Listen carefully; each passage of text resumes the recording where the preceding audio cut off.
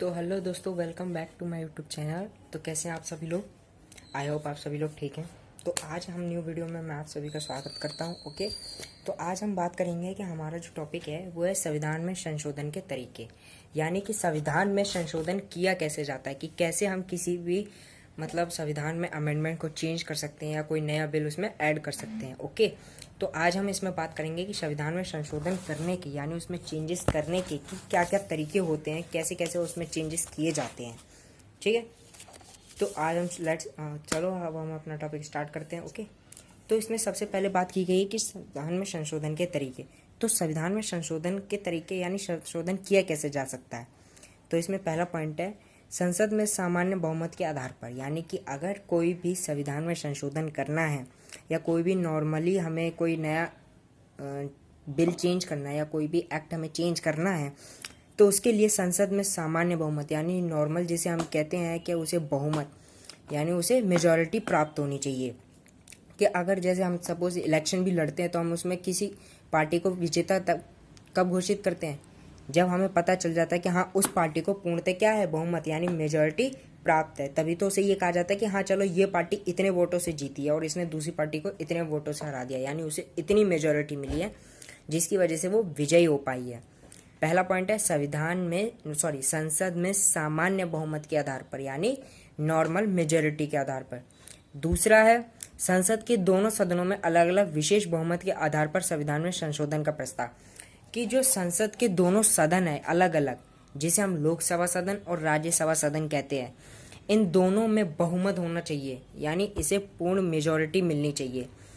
ठीक है, यानी जितने भी मेंबर्स होते हैं संविधान जो संसद के, यानी जो दोनों सदन है लोकसभा और राज्यसभा, इन दोनों सदनों के आधार पर संविधान में संशोधन किया जा सकता है। मतलब ये दोनों सदन के जितने भी मेंबर्स हैं, जितने भी एमएलएज हैं, जितने भी एमपीज हैं, इन सभी का क्या होना चाहिए, पूर्णतः बहुमत यानी पूर्ण मेजॉरिटी यानी फुल मेजॉरिटी होनी चाहिए, ताकि ये बात पे उस बात पे सहमत करते हों कि हाँ हम चाहते हैं कि नया एक कानून बने या कोई चेंज अमेंडमेंट में हो। और तीसरा पॉइंट है विशेष बहुमत के आधे राज्य के समर्थन द्वारा संशोधन, यानी कि या तो पहले तो इसमें दोनों सदनों का बहुमत प्राप्त होना चाहिए। दूसरी बात, बहुमत के साथ साथ यानी कि आधे राज्य, यानी अगर कोई एक्ट बना रहे हैं तो जैसे अगर सपोज हमारे यहाँ 28 वो स्टेट्स हैं, ओके, या 28 मान के चलते हैं, तो उसमें से 15 स्टेट्स का हमारे पास क्या होना चाहिए, बहुमत यानी मेजॉरिटी होनी चाहिए। यानी 15 स्टेट्स इस बात पे अग्री करते हो कि हाँ हमें नया कानून चाहिए ही चाहिए। ओके, तो इसी के साथ साथ क्या होता है, वो लोग अमेंडमेंट में यानी बिल में या नए उसमें कानून में चेंज करते हैं और नया कानून बनाते हैं, पारित करते हैं जिसे कहते हैं। ओके, अब इसके साथ साथ इसमें प्रावधान क्या होते हैं। ठीक है, अब यहाँ तक अगर आपको कोई डाउट है तो आप मुझसे सवाल पूछ सकते हैं या आप मुझे कमेंट में पूछ सकते हैं, मैं आपको उसका जवाब ज़रूर दूंगा। ओके, अब इसमें कह रहा है प्रावधान क्या होते हैं। अब देखो प्रावधान जैसे कि क्या क्या रीज़न हो सकते हैं कि हमें नया बिल बनाना पड़े या नया कोई एक्ट बनाना पड़े या कुछ चेंजेस करने पड़े संविधान में। पहला रीज़न नए राज्यों का निर्माण, नए स्टेट्स बनाना। जैसे अभी पता था कि पहले हमारे यहाँ 29 स्टेट्स थे और 7 यूनियन टेरिटरीज थी, लेकिन अब 28 स्टेट्स हो गए हैं और 9 यूनियन टेरिटरीज हो गई हैं, है कि नहीं।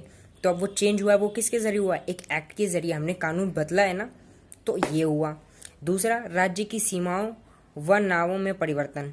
अब जैसे स्टेट्स के नाम बदलने हो या राज्य या जैसे स्टेट की सीमाएं बढ़ानी हो या देश की सीमाएं, ऐसे में। ठीक है, तो जैसे सपोज जम्मू कश्मीर का हमने 370 वाला बिल हमने बनाया था, हमने उसे चेंज किया था, आपको याद है। तो ऐसे ही ये हो सकता है कि हमने हमारे देश की क्या बनाई है, वो बढ़ाई है, सीमा बढ़ाई है। और इसके साथ साथ कई जगहों पे हमने अपने देश स्टेट्स के नेम भी चेंज किए हैं, उनमें भी काफ़ी ज़्यादा बदलाव किए हैं। तीसरा पॉइंट है इसमें राज्यों में उच्च सदन का सृजन या समाप्ति, यानी विधान परिषद जो होती है अब राज्यों में या तो नए सदन बनाना, ठीक है, या जो पुराने सदन हैं उन्हें चेंज करना या फिर उन्हें ख़त्म ही कर देना बिल्कुल। ठीक है, उसके बाद है चौथा पॉइंट नागरिकता की प्राप्ति व समाप्ति। कि लोगों को अगर नागरिकता चाहिए या जनता को, समाज को नागरिकता प्राप्त करनी हो तो उसके लिए वो लोग क्या करते हैं, बिल चेंज करना पड़ता है या कोई और नया कानून बनाना पड़ता है। और सर्वोच्च न्यायालय का क्षेत्राधिकार बढ़ाना, यानी कि जो हमारा सुप्रीम कोर्ट है, ठीक है, सुप्रीम कोर्ट है, उसका क्या क्षेत्राधिकार यानी उसका एरिया, उसको बढ़ाना। इसके लिए भी कानून बदल सकते, चेंज हो सकते हैं। ये तो हो गए नॉर्मल रीजंस हो गए जिसकी वजह से हमें क्या करना पड़ता है, कानून में चेंज करना पड़ता है, अमेंडमेंट में चेंज करना पड़ता है। अब कुछ हाई रीजंस होते हैं जो होते हैं राष्ट्रपति के निर्वाचन का तरीका, कि राष्ट्रपति को कैसे चुना जाएगा। दूसरा, केंद्र और राज्यों के बीच विधायी शक्तियों का वितरण, कि विधायी शक्ति यानी जो विधायिका की शक्तियां होती हैं उनका केंद्र सरकार और राज्य सरकार के बीच में किस तरीके से वितरण होगा, यानी डिस्ट्रीब्यूशन होगा। तीसरा पॉइंट है संसद में राज्यों का प्रतिनिधित्व, यानी जो संसद में राज्य हैं उनका प्रतिनिधित्व कौन करेगा, कि मतलब जो राज्यों की प्रॉब्लम्स हैं, उनकी जो वो कंडीशंस हैं, वो संसद में कौन रखेगा। ठीक है, तो इसके लिए भी ओके।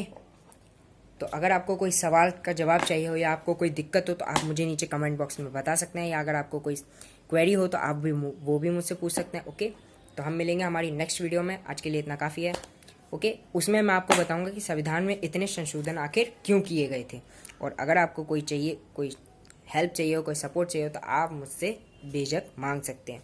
और मेरी वीडियो को लाइक, कमेंट और शेयर ज़रूर करना अपने फ्रेंड्स के साथ भी। Okay, thank you for watching this video.